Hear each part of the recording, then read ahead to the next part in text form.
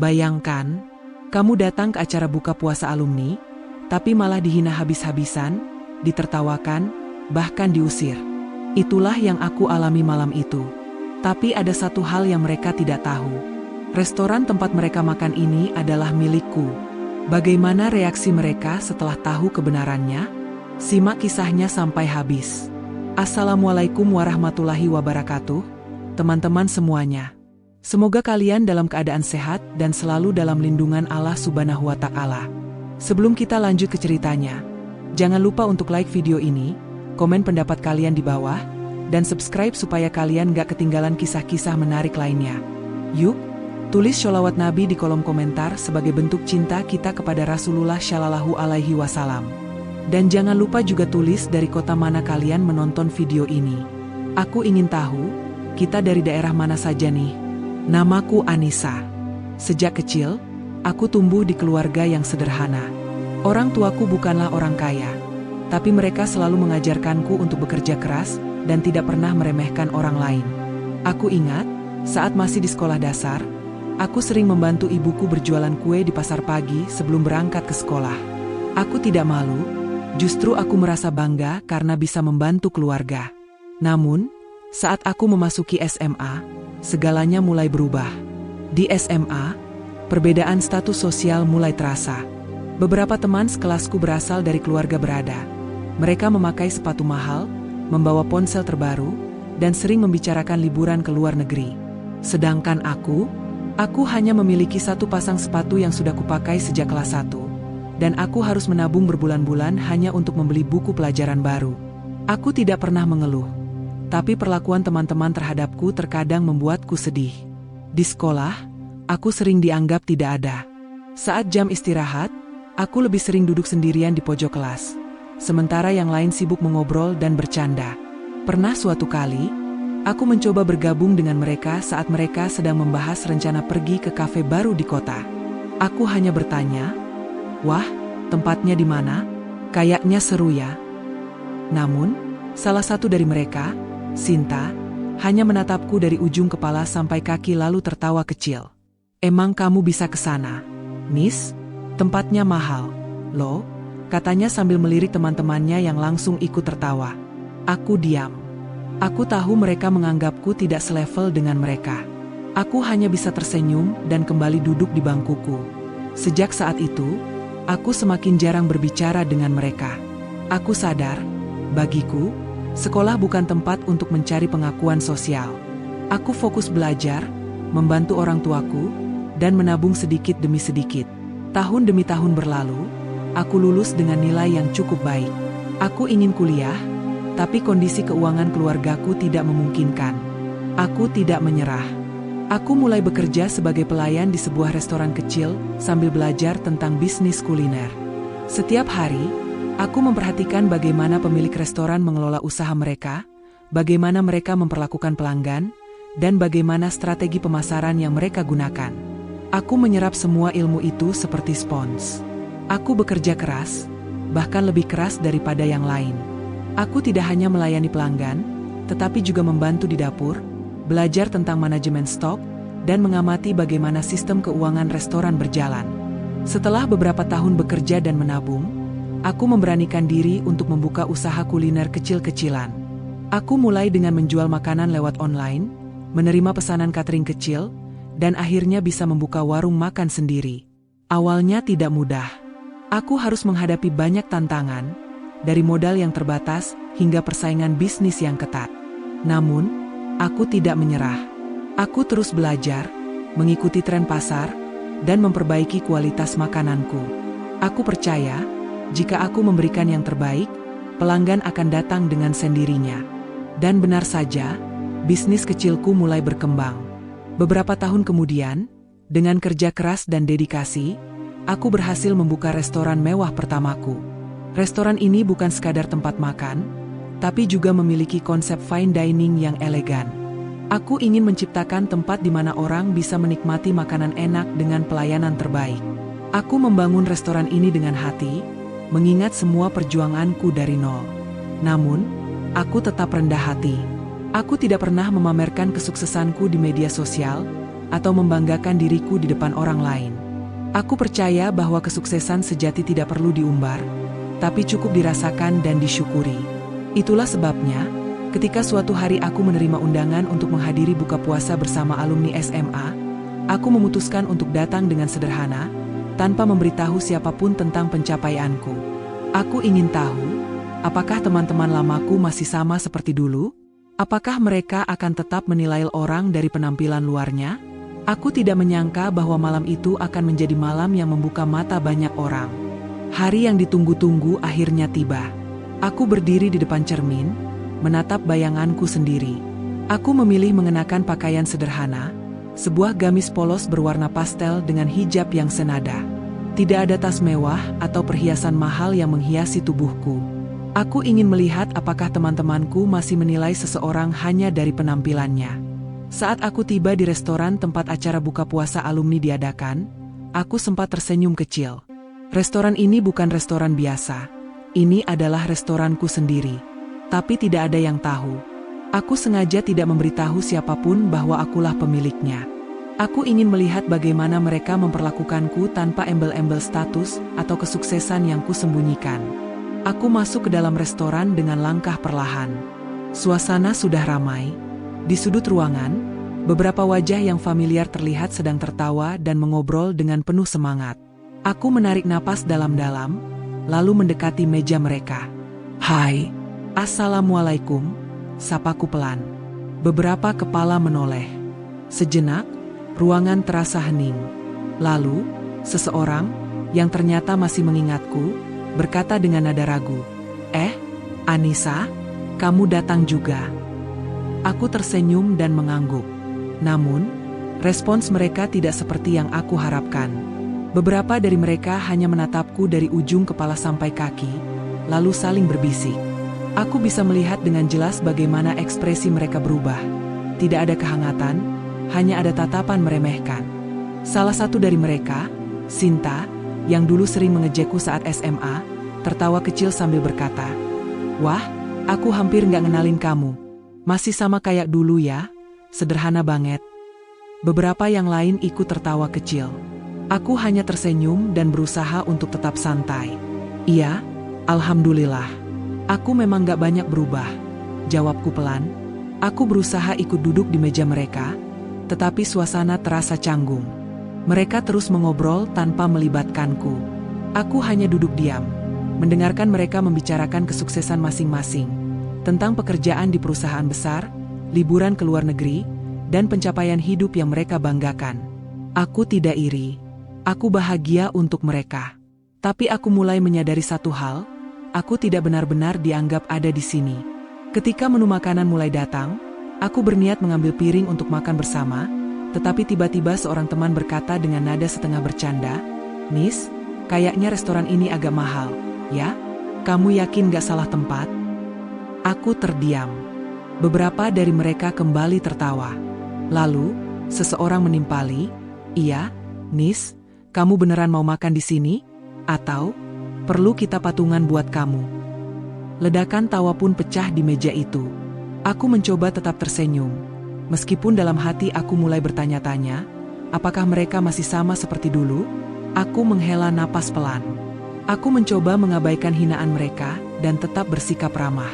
Aku mencoba bergabung dalam percakapan, tetapi setiap kali aku mencoba berbicara, mereka selalu memotong atau mengabaikanku.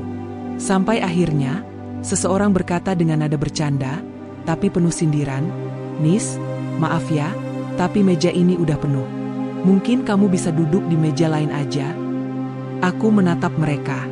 Jelas sekali, mereka ingin aku pergi. Aku tersenyum, meskipun dalam hati ada sedikit rasa sakit. Aku berdiri perlahan, lalu berkata, "Oh, baiklah. Kalau begitu, aku duduk di tempat lain saja." Saat aku berbalik dan berjalan menjauh, aku mendengar suara bisikan mereka, tertawa pelan, berbisik satu sama lain, dan mengatakan hal-hal seperti, "Aduh, masih sama kayak dulu. Gak ada perubahan." Atau, "Kasihan banget, gak nyangka dia masih gitu-gitu aja." Aku menarik napas dalam-dalam, menenangkan diriku sendiri. Mereka tidak tahu. Mereka tidak tahu siapa aku sekarang. Mereka tidak tahu bahwa restoran tempat mereka duduk ini adalah milikku. Tapi aku tidak marah. Aku tidak tersinggung. Aku hanya merasa sedih. Sedih karena mereka masih menilai seseorang hanya dari penampilan dan asumsi mereka sendiri. Aku berjalan menuju meja VIP di bagian depan restoran, meja yang memang sudah disiapkan untukku. Saat aku duduk, salah satu pelayan mendekat dengan senyum ramah. "Bu, apakah Anda ingin mulai makan sekarang?" tanya pelayan itu dengan sopan. Aku tersenyum dan mengangguk. "Ya, silakan sajikan makanannya." Tanpa disadari oleh teman-teman lamaku, manajer restoran dan beberapa staf lainnya mulai bergerak. Makanan istimewa mulai dihidangkan di mejaku, hidangan mewah yang tidak ada di menu reguler restoran. Dari kejauhan, aku bisa melihat beberapa dari mereka mulai memperhatikan. Mereka terlihat bingung. Salah satu dari mereka berbisik, "Kok dia duduk di meja VIP?" Lalu yang lain menimpali, dan kenapa pelayannya memperlakukannya dengan sangat hormat. Aku bisa merasakan kebingungan mereka semakin besar. Mereka mulai melirik ke arahku, bertanya-tanya. Sampai akhirnya, puncak kejutan terjadi. Manajer restoran berjalan mendekat ke mejaku, membungkuk sedikit, lalu berkata dengan suara jelas, "Ibu Anissa, apakah ada hal lain yang perlu kami siapkan untuk Anda?" Suasana di restoran mendadak sunyi. Teman-temanku terdiam. Mata mereka melebar. Wajah mereka berubah. Dari yang sebelumnya penuh ejekan, kini berubah menjadi penuh kebingungan. Seseorang dari meja mereka berbisik pelan, "Ibu Anissa, jadi dia?" Aku menoleh ke arah mereka, tersenyum tenang. Aku bisa melihat bagaimana ekspresi mereka mulai dipenuhi rasa tidak percaya. Akhirnya, dengan suara lembut, aku berkata, "Oh, mereka hanyalah tamu di restoran saya." Dan seketika, wajah mereka menjadi pucat. Ruangan masih terasa sunyi. Semua mata tertuju padaku. Tatapan mereka yang tadinya penuh dengan ejekan kini berubah menjadi keterkejutan dan ketidakpercayaan. Beberapa dari mereka bahkan tampak menelan ludah, seolah tidak yakin dengan apa yang baru saja mereka dengar. Sinta, yang dari tadi paling vokal dalam menghinaku, tampak memaksakan senyum. Ia mencoba tetap terlihat santai, meskipun aku bisa melihat jelas ketegangan di wajahnya. "Ah, Anissa, jadi, restoran ini, punyamu?" tanyanya dengan suara bergetar. Aku menatapnya dengan lembut. "Iya," jawabku singkat, sambil menyeruput minuman hangat di hadapanku. Aku bisa melihat bagaimana ekspresi mereka semakin kacau. Beberapa dari mereka saling berpandangan, seolah berharap ada yang bisa menjelaskan apa yang sedang terjadi. Sementara yang lain tampak berusaha mencari cara untuk menyelamatkan muka mereka di depanku. Tiba-tiba, seorang pria yang dulu pernah menjadi ketua kelas kami, Andi, mencoba tertawa canggung. "Wah, hebat banget. Nis, kok kamu nggak pernah cerita sih? Kita kan teman lama," katanya dengan nada yang terdengar sedikit dipaksakan. Aku hanya tersenyum. "Kita memang teman lama, Andi, tapi kalian bahkan tidak memberiku kesempatan untuk berbicara, bukan?" tanyaku balik. Sejenak, keheningan kembali menguasai meja mereka. Aku bisa melihat beberapa dari mereka mulai merasa malu. Sinta, yang sedari tadi masih berusaha mempertahankan harga dirinya, mencoba mengubah situasi. "Ah, tadi itu kita cuma bercanda. Nis, kamu tahu kan? Kita semua memang suka bercanda sejak SMA. Jangan dimasukin ke hati, ya?" katanya dengan senyum yang dipaksakan. Aku menghela napas pelan, lalu menatap mereka dengan tatapan tenang. "Bercanda?" ulangku, masih dengan senyum di wajah. "Tadi kalian menertawakanku, meremehkanku, bahkan mengusirku dari meja kalian. Kalau aku bukan pemilik restoran ini, apa yang akan terjadi? Aku mungkin sudah pergi dalam keadaan malu, bukan?" Kata-kataku membuat mereka terdiam. Tidak ada yang berani menatap mataku secara langsung. Aku bisa melihat jelas perasaan bersalah mulai menghantui mereka. Seorang teman yang duduk di ujung meja, Ratna, akhirnya menghela napas dan berkata pelan, Kami salah, Nis. Kami terlalu cepat menilai seseorang hanya dari penampilannya." Aku menatapnya dan mengangguk. "Iya, Ratna. Hidup itu berputar. Dulu mungkin aku terlihat sederhana dan biasa saja. Tapi bukan berarti aku tidak bisa berubah. Setiap orang punya jalan hidupnya sendiri. Beberapa dari mereka menunduk, tampaknya mulai benar-benar menyadari kesalahan mereka. Aku bisa melihat perubahan di wajah mereka, bukan lagi rasa bangga atau superioritas, melainkan rasa malu dan penyesalan. Tiba-tiba, Sinta berdiri dari tempat duduknya dan mendekatiku. "Anissa, aku benar-benar minta maaf. Aku nggak menyangka kalau hidupmu sekarang sudah berubah sejauh ini. Aku malu dengan perkataanku tadi," katanya dengan suara lirih. Aku menatapnya lama. Aku tahu, ini bukan sekadar tentang siapa yang sekarang lebih sukses atau lebih kaya. Ini tentang bagaimana cara seseorang memperlakukan orang lain, tanpa memandang status atau penampilan mereka. Aku menghela napas, lalu berkata, "Sinta, aku sudah memaafkanmu sejak tadi. Aku tidak pernah menyimpan dendam. Tapi aku ingin kalian ingat satu hal, jangan pernah meremehkan seseorang hanya karena penampilannya. Karena kalian tidak pernah tahu bagaimana takdir akan mengubah hidup seseorang." Sinta mengangguk pelan, matanya sedikit berkaca-kaca. Aku benar-benar menyesal." Aku tersenyum. "Tidak apa-apa. Yang penting kita belajar dari kejadian ini." Setelah itu, aku berdiri dan berjalan ke tengah restoran. Aku menatap semua tamu yang ada di sana. Bukan hanya teman-teman SMA-ku, tetapi juga pelanggan lain yang ada di restoran ini. Aku menarik napas dalam-dalam, lalu berbicara dengan suara tenang namun tegas. "Saya ingin mengingatkan kita semua, bahwa di dunia ini, kita tidak boleh meremehkan orang lain. Kekayaan dan status bukanlah ukuran sejati dari seseorang. Yang paling penting adalah bagaimana kita memperlakukan orang lain dengan kebaikan dan rasa hormat." Semua orang di ruangan itu terdiam.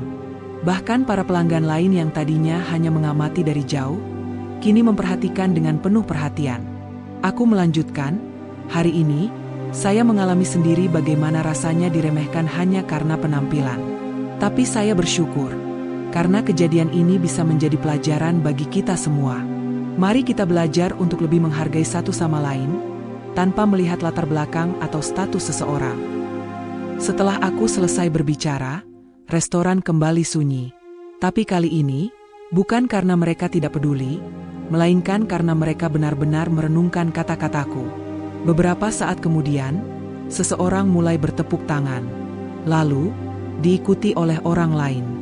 Hingga akhirnya, seluruh ruangan dipenuhi dengan tepuk tangan meriah. Aku tersenyum dan kembali duduk.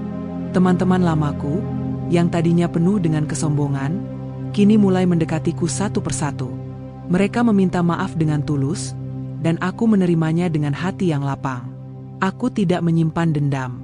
Sebab bagiku, kemenangan terbesar bukanlah membalas dendam, melainkan menunjukkan bahwa aku telah tumbuh menjadi seseorang yang lebih baik. Malam itu, kami akhirnya berbuka puasa bersama dengan suasana yang berbeda. Tidak ada lagi ejekan atau tatapan merendahkan.